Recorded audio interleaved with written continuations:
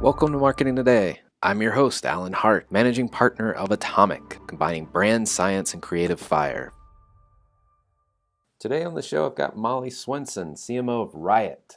Molly was named at Adweek's 2016 Young Influentials. Molly's not your traditional CMO. She leads the digital media company RYOT, which includes shooting films in countries across 5 continents. The company's been nominated for a trifecta of high-profile prizes for films highlighting some of the most hard-hitting and heart-wrenching topics. It received an Oscar nomination in the Best Documentary Short category for Body Team 12, a film about the Ebola crisis in Liberia. Today on the show, we're going to talk about virtual reality, augmented reality, and 360-degree video, among a lot of other topics. You're going to enjoy this conversation. This is a little bit longer than our normal podcast, but I think it's well worth it. Well, Molly, thank you for coming on the show. I'd love it if you could just share a little bit about what RYOT is all about. Yeah, of course. I love talking about RYOT in particular to people who have never heard of us before. I'm hoping at some point I get to a place where it goes without saying, but we're not there yet. So we started the company about 4 years ago at this point, and the goal was, when we launched, to be the first news site that linked every single story to an action that the reader could take. So essentially, here's what's going on in the world, and here's what you can do about it. And we launched the website on the day that Hurricane Sandy hit the East Coast. So it was a really interesting moment to prove the model of news plus action, and prove that there was an appetite for it. And, the goal really was to make the news less depressing, primarily. I think a lot of us see consuming the media as a nihilistic or masochistic pursuit at this point. And I think we just wanted to give a different perspective on it. So the founding team, myself included, we're all from sort of the humanitarian space, and the 2 other co-founders are documentary filmmakers as well. So that led pretty organically into the build out of RYOT's documentary films arm, RYOT Films. Fast forward now about 4 years, that films arm has produced about 20 documentaries, one of which was nominated for an Oscar this last year, another for a Peabody. We have a creative services arm that started off working only with nonprofits, then built up to sort of brands as well. And then a news organization that goes out and covers breaking news all over the world, primarily at this point in VR and 360. And our jump into that world was really early and bullish compared to sort of the rest of the media industry. We have about 200 VR films made at this point, and the way we see it is you can make the argument that it is maybe the platform shift. Regardless of that, it's a platform shift. And for news, the use case we think is particularly interesting in helping people understand the headlines, in particular headlines that are happening thousands and thousands of miles away from them, and giving people a better sense of the news and a deeper understanding. So you're now doing a bunch of VR. Did it start that way, or did you start with documentary films? So we started off doing exclusively written editorial content, then brought our filmmaking chops in and started doing digital video and documentary films. And then it was about 1.5 years ago that we started making VR films. And the first VR film that we did was the one where there was a little light bulb moment, the first light bulb moment of 2, I should say. It was a solitary confinement experience. We had a friend of ours in Venice, a director named Matthew Cook, who's also an amazing prison reform advocate, build a solitary confinement cell in his backyard. It was primarily to put his friends in it so that try and generate empathy for inmates, which I think, unless you've seen the inside of a solitary confinement cell, is actually unsurprisingly hard to do. And most of us will never see the inside of a prison cell, let alone a solitary confinement cell. So to him, it was this important practice where he was like, look, just see how long you can stay in that cell. And then he would go on to say, well, there's 80,000 Americans that are in solitary confinement. Also, we have no laws against youth solitary confinement, so we're allowed to lock kids in boxes. I mean, it's insane. So we did basically a rudimentary still image inside that solitary confinement cell and had it narrated by a guy that had been wrongfully convicted of murder, put into prison. While he was in prison, killed a guy in self-defense, and then was put into solitary for what was going to be, I think, a 20-year sentence. And he was ultimately exonerated by DNA evidence and released early and sued the state and won and all this. But he's walking you through his experience in this virtual reality environment. So you're looking around if you're watching this film and all you see is a bed and a door and a toilet. And you're hearing about the horrors that this guy went through as an innocent man who'd been convicted and was in this cell 23 hours a day, 7 days a week. And you just think about what that's going to do to your psyche. And then we paired it with, as I mentioned, this ACLU petition to ban youth solitary confinement, because every piece of content we put out has some sort of a call to action. And we'd been basing our success, or gauging our success, I should say, as a news organization for years at that point, not only on how many people we were getting to come to the site and how many people were liking our Facebook page and watching our films, but also on how many people we were converting from passive reader or viewer into active participant. And when we premiered this film, this VR film at Tribeca Film Festival in their interactive section, and gave people the petition afterwards to sign, we saw it was close to 100% conversion rate. And we'd never made a piece of content that was that powerful. So that was the moment where we were like, I wonder if we should start doing some more VR films. And it was also the same weekend at Tribeca that we saw for the first time this Hero 360 GoPro-based 360 camera rig. So it was the first time there was a prosumer grade camera that you could bring out into the field, not worrying about it malfunctioning or breaking and costing you thousands and thousands of dollars. So we were really, really excited to try this in the field. And then 24 hours after the Tribeca award ceremony happened, the Nepal earthquake hit. And we were on a plane the next morning, our co-founder, to Kathmandu, and we got him the one VR 360 rig, this GoPro rig that we knew in the city of New York. And he brought it with him to Kathmandu and set it up to capture footage while he was dispersing aid and while he was in the food lines and digging out rubble. And what he came back with was the first immersive footage of a disaster zone ever recorded. We cut it into this short film called the Nepal Quake Project. We had our friend Susan Sarandon do a voiceover for it.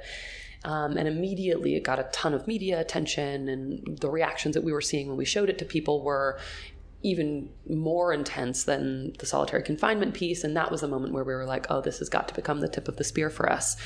Because if we're trying to create as great an impact as we possibly can with our stories and our storytelling, then this is our medium. And that's when we went out to all of our nonprofit partners that we'd been linking our stories to for years and said, hey, let us make you a VR film for your upcoming fall galas. It'll be an incredible fundraising tool, probably the most impactful piece of media you create maybe ever.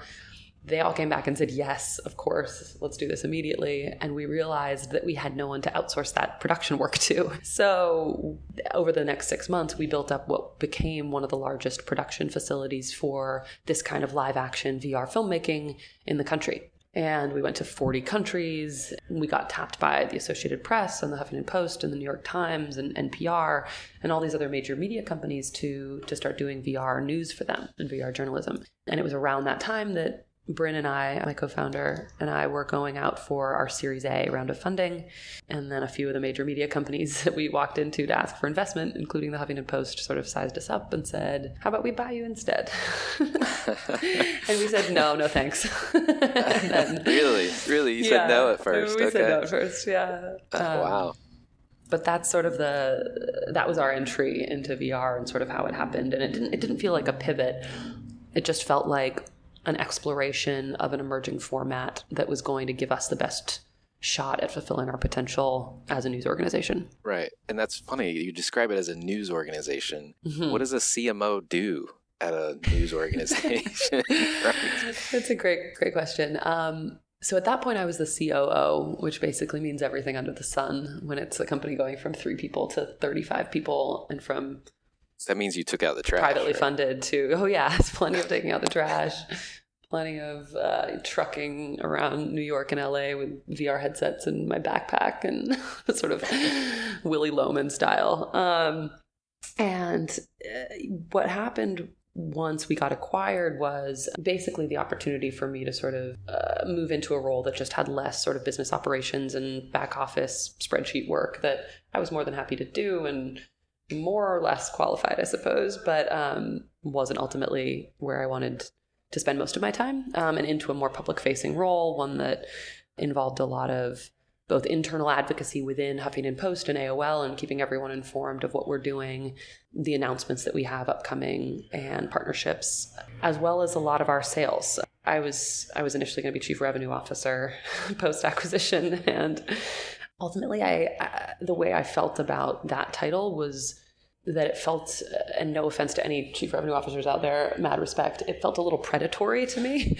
And if I was going to be going into meetings with huge partners that we were trying to structure deals with, I didn't want to have revenue in my title. It felt a little transparent. It definitely starts off on a foot. It may not be the right one, right? Or it may be. I mean, I think that it for an organization like the New York Times, say, and the chief revenue officer there is a woman that I respect deeply. That's a title that carries a lot of incredible responsibility and weight and is a very powerful position. But I think within a smaller organization, I was happy to run the sales team, which I am currently, but wanted a little bit more flexibility to go on the road and be a representative of RYOT and of HuffPost externally. Great.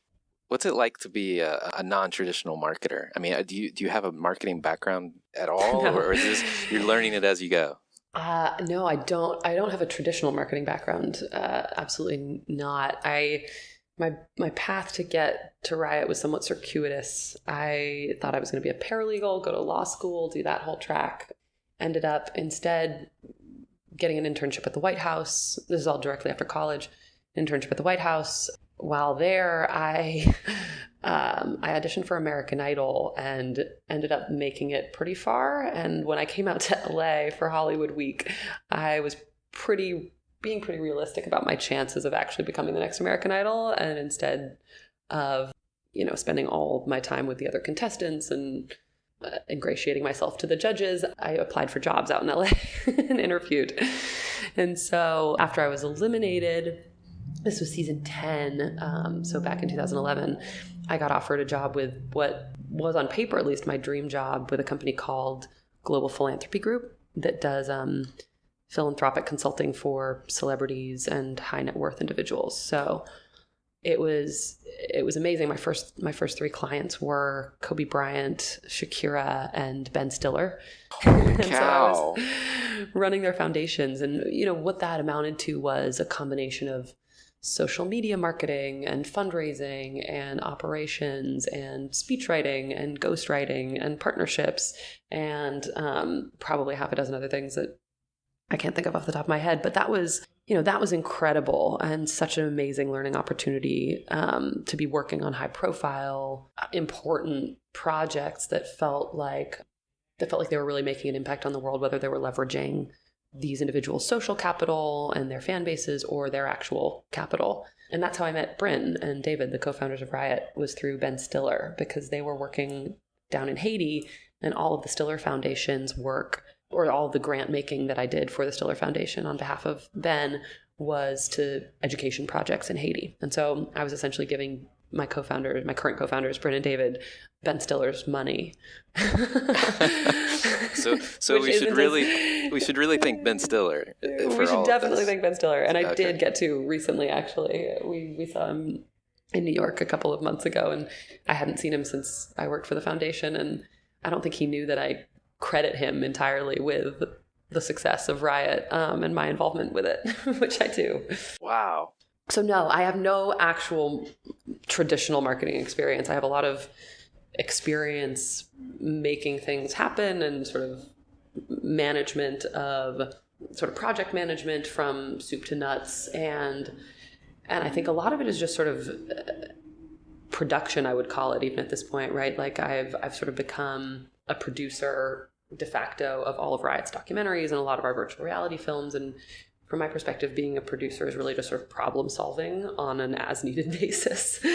And marketing it's great because the marketing side is you have the luxury of being proactive about a lot of this. And I think that we were sort of flying by the seat of our pants for 4 years to a large extent. And there was a lot more sort of inbox management than like outbox proactivity, as we like to talk about. And one of the things that's been so nice about this transition is actually getting the time to plan. I like that. I think there's a lot of marketers out there, a lot of CMOs that would love to just be able to say, well, I make things happen. That's my job title. I think everyone wants a little bit more of that and a lot less of the other things. True. I should have said this earlier, but congrats on being named a 2016 Young Influential by Adweek. I know why thank now. you. I know why. But what does recognition like that mean to you?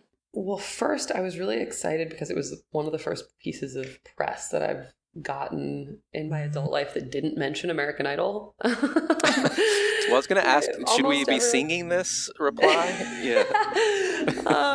Yeah, maybe the next one I'll prepare some sort of performance piece. But no, I think first of all, it was completely humbling and such an honor, especially considering who else was on the list. Donald Glover's I've been such a fan of for so long. He's really amazing. There's a great friend of mine, Nick Bell, who's on there, and he's also amazing. And Ivanka Trump being on there is just wild, considering especially today. The timing. Yeah. Right. Yeah. And Carly Kloss is, I think, an incredible role model. So there are people on there that I have thought to myself multiple times in the last year, wow, what an amazing individual. And so being in that company just felt just really amazing. And I think that when they did some interviews at the Young Influentials event in New York a couple of weeks ago, and they sort of asked about, if you had advice to impart to any young folks out there, what would it be? And I feel like if you listen to my backstory, this makes a lot of sense, which is that don't worry if you don't know what you want to do exactly, and just keep aligning yourself with people that are smarter and more creative and more successful than you, and learning from them, you'll be fine. So that's a lot of what my career has amounted to. That's great advice for anybody, regardless whether they're young or old, I think. Yeah, absolutely. Well, you mentioned this a little bit before, but RYOT was acquired by, I guess technically it's Verizon now, but AOL, and therefore kind of assigned into the Huffington Post division. What are you, what do you think that means in terms of what the future brings, and what is there to look forward to with that collaboration? Well, I think, and you mentioned Verizon, AOL, and Huffington Post, and on every level, there's something to be excited about, right? So on the Huffington Post level, there was no other media company that I think we could have seen joining forces with, right? We weren't looking for acquisition, but the reason we did is because of the leadership team at the Huffington Post, because of what the Huffington Post stands for, our missions being so aligned. For me, the fact that it was started by and up until recently run by one of the most successful female entrepreneurs in the world, arguably, mattered, and the scale of their editorial output gave us an opportunity to scale back, which is really exciting. So we were no longer having to churn content, and we could focus in on the high quality premium pieces that we wanted to spend more time on. At the AOL level, that infrastructure is just so exciting. I mean, Tim Armstrong is a visionary and such an incredible advocate of the brands that AOL owns, and he loves nothing more than to say, we'll give you guns, money, and steel to do what you're doing and to build your brand. And so having that infrastructure backing us, even though we still feel like a scrappy startup at times, is just incredible. And then Verizon, I mean, we sort of see the mobile phone as the biggest revolution in journalism and media since the printing press. And we talk about that often. And we're one of the first companies to really go out there and try and scale content creation using mobile phones. And so we had a partnership with Apple a year or so ago where, they gave us some phones to put out in the world as part of a Denizen Journalist initiative. We shot a couple documentaries on the iPhone. Our doc that was nominated for an Oscar this year was shot entirely on a GoPro and an iPhone. And so as far as phones as a capture device, we see it as sort of the most democratized tool in storytelling that exists right now. And the fact that you can sort of consume, curate, create, distribute all on one device as just this incredible moment that we're living through, and having the largest telecom company in the United States as your parent and getting some insight into where they're heading and the ways that they're thinking and what's coming is just sort of the greatest opportunity that we could imagine. And so we're actually working really closely with the Verizon team The Verizon wireless tech team came into the office a couple weeks after the acquisition and said, "We love what you're doing. How can we help?" And we said, "Oh my God, well, we've had 2 engineers for our entire existence, so there's a lot you can do to help." And we sort of gave them our tech roadmap, and they dove right in and have just been blowing our minds ever since. They launched a brand new proprietary 360 player / gaming engine built on Unity that's going to be able to be distributed across any AOL property on any device and platform. We just launched with Elle. I'm not sure if you saw this news about this, but an augmented reality SDK. And we have a deep partnership with Hearst that we're working on right now to sort of reinvigorate and revitalize and give 21st century relevance to print by using augmented reality technology and mobile technology. And so yeah, I mean, I think we're just so excited about the possibility of achieving impact at scale, an impact not only in journalism, but also in advertising, the structure of support that we have and our ability to get products to market at scale pretty much immediately means that we have a real opportunity to sort of revolutionize the industry on a number of fronts, and we don't take that lightly. It's a great, amazing responsibility. So we're looking forward. What do you think is coming for RYOT? How are you working yourself into the fabric of this big, large, matrixed, I'm assuming, organization? Are you trying to do it in a very deliberate way, or is it just wherever you see the need? It's definitely a combination. I think that what's great about how we're positioned right now within sort of the AOL Verizon media family is, you think about Verizon now owns AOL, they own Yahoo, Huffington Post, TechCrunch, Engadget, Makers, MSN. I mean, all of these massive media companies, but none of them are focused specifically on premium video or on emerging formats.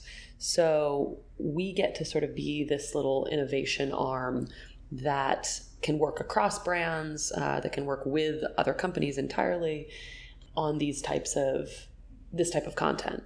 And so I think what's coming,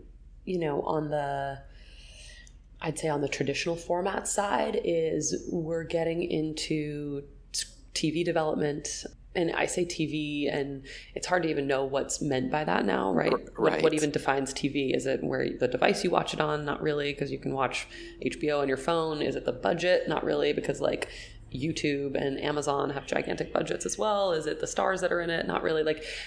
It's sort of hard to even describe how the segmentation is occurring. But for now, what I mean by that is sort of big budget, episodic, linear video development. We're just really, really excited about entry into that world. On sort of the advertising side, the history of digital advertising, I'd say, sort of littered with examples of where brands like AOL, I mean, AOL's guilty of it for sure, where they fail to put consumers at the center. So it's like spam and pop-ups and banners. And as a result, we resist advertising. Millennials just hate advertising. And that means the entire ecosystem of brands and publishers and consumers is sort of suffering and in need of change. And it's not just a matter of sort of making content itself more valuable. It's also, we have to sort of take a stand to deliver ads in consumer first formats. And so AOL is sort of looking to us to take emerging formats like augmented reality and virtual reality and find a way for brands to enter, and find a way to make consumers not hate advertising anymore. And all of our entries into these sorts of emerging technologies have been in service of journalism and news and nonprofits, and they've all been sort of a hack, as we saw it, to get people to pay attention to content that they might not otherwise, right? To make what's important interesting. If we just made a normal Nepal fundraising video and put it out online, no one would have seen it. But because we did it in virtual reality and it was a first of its kind piece of content, like in VR, in an industry where really all we were seeing is sort of gaming and porn in that world, that was a hack to get people to care about what was happening 3,000 miles away and to give them proximity. And the way we see it is proximity is an antidote to apathy. And I think that can be applied not only in journalism, but also in marketing, right? Like bring people in, find a reason for them to engage and to participate, and you'll be much more effective. And so that's what we're being given the liberty to explore and experiment with right now by AOL. So that's super exciting. That's awesome. So are you collaborating with agencies, or how does that work? How are you brought into those kind of advertising or branded content discussion? Yeah, so RYOT's relationships are mostly brand direct. And often we sort of came in through a side door of like the comms team or the corporate social responsibility team into massive organizations like PepsiCo and Apple and Google and Facebook and Samsung, as opposed to through an agency or through the marketing team. That's where most of our relationships are built. But then AOL, of course, has huge existing relationships with most of the biggest agencies in the world, and now have RYOT sort of as an offering. It's a combination, truly. I mean, I think that agencies are usually not the first to dive into, with big investments, emerging formats. That tends to be the brands themselves, and usually, again, these sorts of like smaller money pockets of the organizations rather than the marketing team, and it has to be proven before marketing will dump big dollars into it. But I think we're just getting to the point where agencies are starting to see real distribution power for 360 video and for VR, and certainly real scale for augmented reality. So yeah, we're working with both, I'd say. Can you give me and the listeners, can you give us a little tutorial? We've talked about 360 degree AR and VR. Can you give us just, for those that are just learning about this, what do I need to know? Yeah, sure. So the difference between 360 video, VR, and AR mostly has to do with the type of content and the device you consume it on. So RYOT produces 360 video, which you can watch in a 360 video player like Facebook 360, YouTube 360, Apple TV now. I don't know if everyone knows, but if you have a new Apple TV, there's an app called Little Star, and you can watch 360 video on your Apple TV. Also Samsung Gear VR. Google has a Daydream player that's coming out soon. Those are all 360 video players. You can also watch on a VR headset, an HMD like the Vive or the Oculus, and that's a fully immersive headset environment as opposed to sort of a 360 experience, which isn't fully immersive. There's actually surprisingly sort of a lack of consensus on the vocab and the vernacular, even among people that have been doing this. So, there's some people that say, oh, what RYOT's doing isn't VR. And certainly it's not as advanced as the entirely computer generated stuff that, Emblematic Group is doing, for instance. Bryn and I sort of came around to the idea that what we're doing could be VR if it's viewed in a VR headset when we heard Clay Baver of Google and Jessica Brillhart, both of whom are on the Google VR team, talk about 360 video as VR. So to me, the way I see it is it depends on the device you're consuming it. If you have a fully immersive headset, then you're watching VR. And if you don't, then you're watching 360 video. And then augmented reality is not fully immersive. It actually employs camera technology so that you're augmenting or adapting to the environment that's around you. So for instance, QR codes is one sort of example that we use to describe how AR technology works, where you use something as an image trigger. Anything can be an image trigger, and it triggers additional digital content. For instance, what we did with Elle for their November Women in Hollywood issue is if you download the Elle app, the Elle Now app, and hold it over the cover of any of the November L's, then it will trigger a video interviewing some of the women in Hollywood that they featured. Oh, wow. Yeah, it's a cool experience. I was just at the Women in Hollywood dinner last night, and they gave us a really lovely shout out, which we were very happy about. And the way we see it is it's an opportunity for marketers to get more mileage out of print assets, outdoor assets, and even digital assets. Take for instance, if Mercedes has an ad that they are putting everywhere from GQ and Esquire to billboards to digital banner ads. If someone has the Mercedes app and that has our augmented reality SDK integrated, someone could hold their phone over any of these existing Mercedes assets and could be delivered information about where the nearest dealership is, or exclusive content with one of their brand ambassadors, or some sort of a test drive scenario. And that content can change daily. It can change based on where someone is triggering the experience from.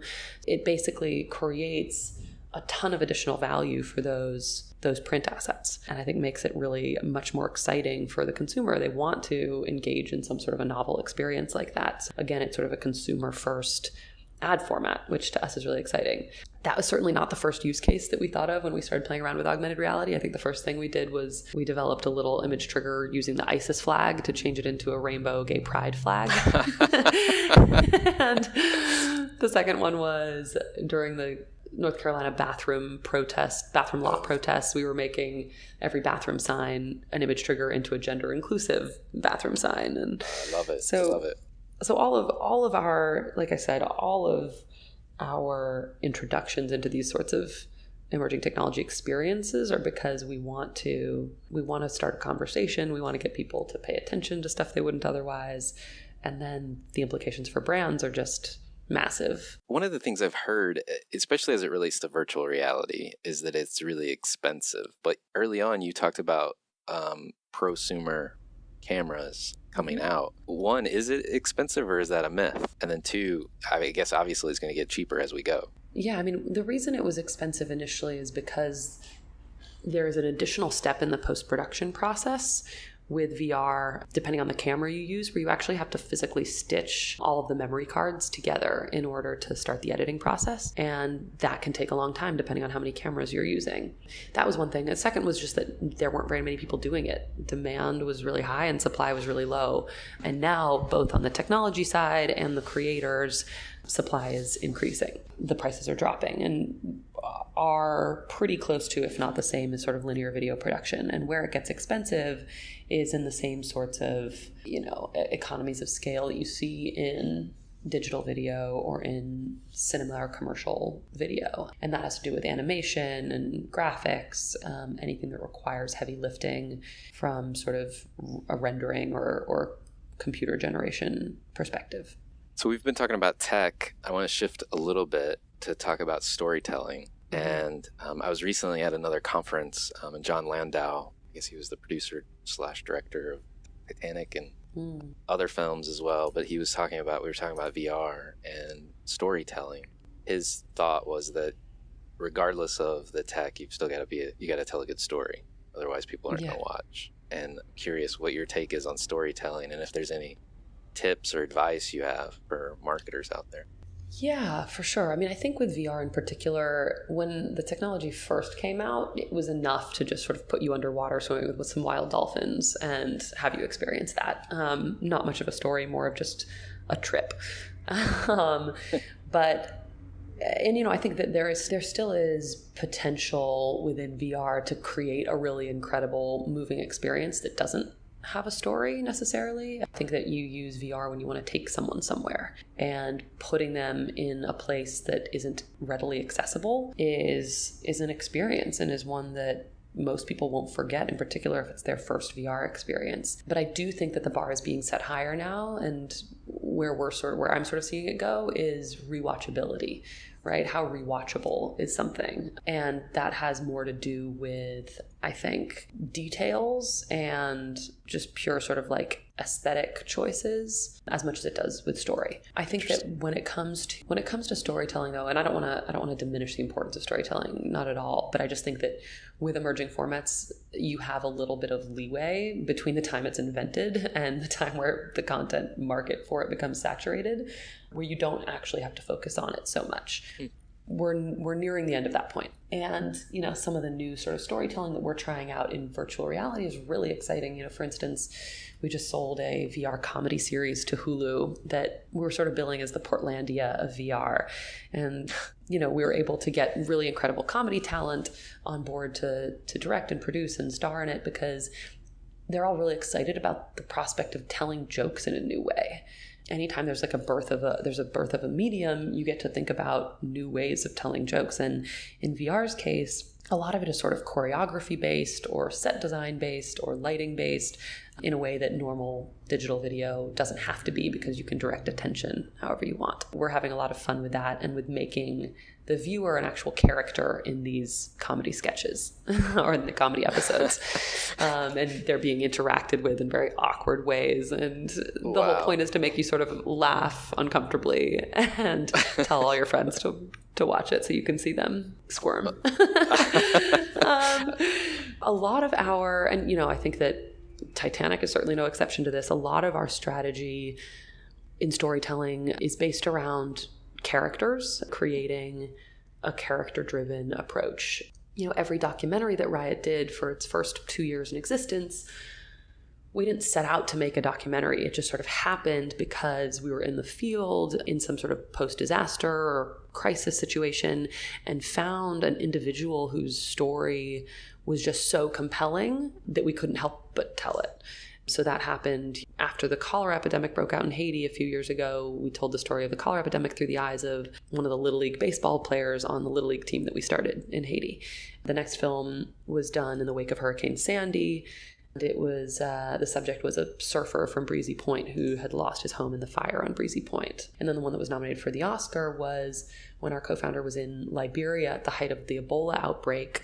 He was embedded with a team of body collectors, volunteer body collectors, who literally went around every single day, collected and swabbed and recorded the locations of the bodies of the dead around the city. And the only woman on this team of 12 volunteer Red Cross body collectors became the subject of the documentary. She's just this incredibly resilient, beautiful force. In each of those, with the cholera epidemic, post-Hurricane Sandy, and the Ebola outbreak, humanizing those issues through an individual was the key to their success. And I think the same goes for a lot of the stuff that we're making, right? There are so many incredible individuals out there who deserve a lot more than some people that are dominating airwaves and TV waves to be put on pedestals and to be celebrated. And so that's sort of where our focus lies, is in identifying those individuals and finding really authentic connections to brands, if there is one, and bringing their stories to life. So I'm going to shift gears even more. We're going to step back from RYOT. I want to talk about you and what fuels you, what drives you. It's a great question. I've been wondering it since I was really young. My parents didn't really have to do much to motivate me. I was like the kid that sort of woke up at 6 a.m. and made my own lunch and walked 8 blocks in the dark to the bus and just sort of did that because I sort of, on some level, that's sort of what I had to do. You're making it happen at that age. I was just sort of making it happen. And I think a lot of it, honestly, once I got to an age where I recognized that this was important, was fueled by keeping my options open, because I didn't know what I wanted to do. So it was like, okay, I know if I get the best grades I possibly can, then I can go to the best college I possibly can, and that just doesn't close doors. And then when I got to college, it was like, okay, what's your major going to be? And I literally chose the one that allowed me to avoid commitment to one particular area of study as long as possible. And it was literally, the major is called social studies. I'm not kidding. It sounds a lot less impressive when you it has the same name as your favorite class in 8th grade. But essentially it was a combination of all the social sciences, and you could craft a focus within that. And so I studied psychology, economics, and sociology, all of which have amazing sort of real world applications as well, even if my studies didn't specifically. And then, upon graduating, again, it was this idea of I still don't know. I feel like I should know by now what I want to do, but I don't know. So I'm just going to keep sort of trying to build skills and keep trying to live in different cities and keep trying to figure it out. But I don't, as far as what fuels me now, I don't know if I know anyone successful that isn't fueled, at least in part, by self-doubt. And I think in particular as a woman, there's a really fine line that we don't talk about very often, that you have to walk between sort of unfaltering, unwavering confidence and complete humility. And trying to achieve both of those at once is really challenging. And you have all of these narratives of lean in and ask for what you want and be a hard negotiator and do all of that, but also be so humble and be so aware of your limitations and your contributions and sort of what you still have yet to learn. And for me, it's a lot of what drives me is trying to successfully strike that balance on a personal and professional level. That's fascinating. In particular, like, I don't know what I'm looking for. Is there a thought or an idea or a moral code, for lack of a better word, that you have that helps you find that balance between those two things? I wish. As soon as I find it, I will let you know. Like a mantra. Yeah, I'm going to start thinking about it. Right. No, I mean, I think it's circumstantial, a lot of it. And it's unsurprisingly highly variable depending on who you're interacting with and their own personal experience, right? Like when I'm with my co-founder, I have a very different relationship than, with some of our investors or with my employees, and the amount of confidence or humility that you need to project in any situation with an individual based on what you know about what they are like and what they respect is, I think it's always this sort of moving target, and it's always sort of real-time decision making and guessing and checking. But I mean, I think as far as rules to live by, like, I don't know, kindness looks good on everyone. Like, to me, there's almost no excuse for being an asshole. But but at the same time, right, like, you see Steve Jobs and, like, you watch that documentary, and it was funny. I was giving my co-founder crap a couple of months ago because he, like, came into the office and was being just, like, really hard-assed about everything and, like, kind of ordering people around. I was like, what is going on? And then he mentioned sort of offhand that he'd watched Jobs the night before, and I was like, oh, I see what's going on here. Steve Jobs moment. Yeah.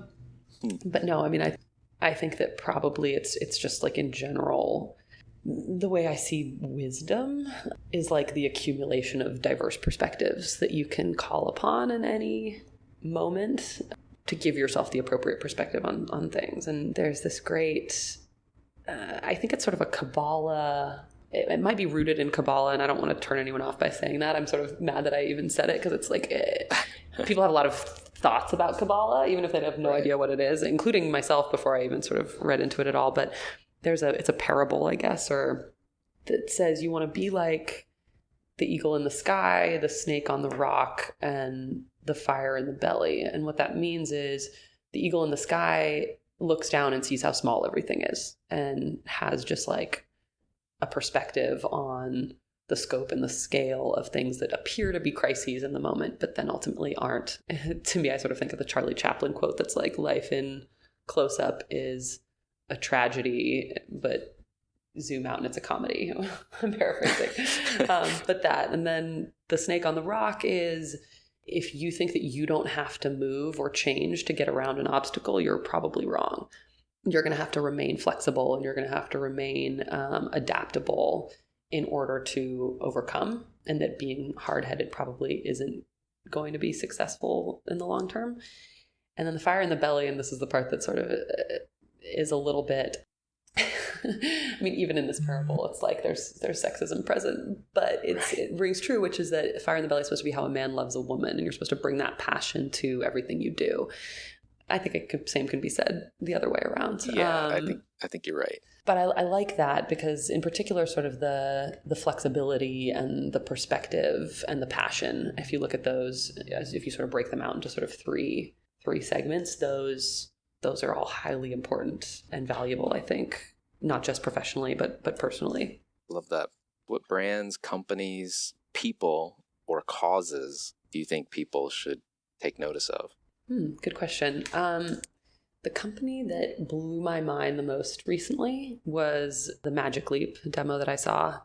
Their CMO actually is a guy named Brian Wallace, who you should absolutely try and get on this at some point, because he's brilliant. Right. And the stuff that they're doing is just, no pun intended, leaps and bounds ahead of where most of even the thinking is right now on the direction that sort of wearables are going to take, that mixed reality is going to have, on the world of media and information consumption. So I would just sort of encourage everyone to check out that. I have a girlfriend who's doing something that I think is fucking rad. Her company is called Embellis. They just raised their first round of funding from some really great investors. And it's basically, she's trying to crush the SATs and the ACTs. She's this amazing girl, Harvard dropout, who we didn't know each other at school. We only met out after I moved to LA. But she feels like the traditional test-taking methods that the College Board employs, in addition to sort of higher education in general, are like severely flawed. It's essentially, her company's trying to introduce game-based assessments. So think like SimCity with psychometrics baked in as an opportunity for employers and admissions officers to better understand human potential with sort of more, a book view instead of like a chapter view of applicants' skills and abilities. She's going to crush it. Nice. Last question. What do you predict for the future of marketing in particular? Well, this is maybe prescriptive rather than predictive, but we'll see if I end up being right about it. I do think that we're going to see a fusion of sort of entertainment and content and marketing. And we already are starting to see that, right? You see stuff like the Lego movie and like Chipotle sponsoring documentaries and brands getting involved in feature film production. I just think that what we're probably going to see, or what we should see, is brands and marketers giving a little bit more leeway and trust to creators to make something amazing. Marketers they're very precious about their brands in a way that I think can be detrimental sometimes. No one is going to watch a piece of amazing content that was presented by Lexus or whoever and be like, oh, I hate that awesome piece of content because Lexus presented it. No, they're going to be like, oh, dope, that was an amazing piece of content. And cool, now I have some additional like respect for or brand affinity for whatever brand made that possible. And I just think that, the more you try and sort of square peg round hole things or introduce product placements that aren't authentic or try and like script out brand values in a piece of content that's being done, like the worse it's going to turn out, frankly. So we're hopeful that brands are going to start being more trusting and open to collaborations that lend creative control to the creators, because I think that's where consumers certainly would like to see it go. So not to put words in your mouth, but let brands breathe, essentially. Yeah, let brands breathe, sure. And I think let creators that you trust and respect create. Right. On behalf of your brand, because if you're hiring them in the first place, hopefully you trust them and you think that their creative instincts and impulses and creations are great. If you just give them the means to do more of that, presumably they're going to do more of that. So that should be enough. Well said. Well said. Well, thank you for coming on the show. This has been great.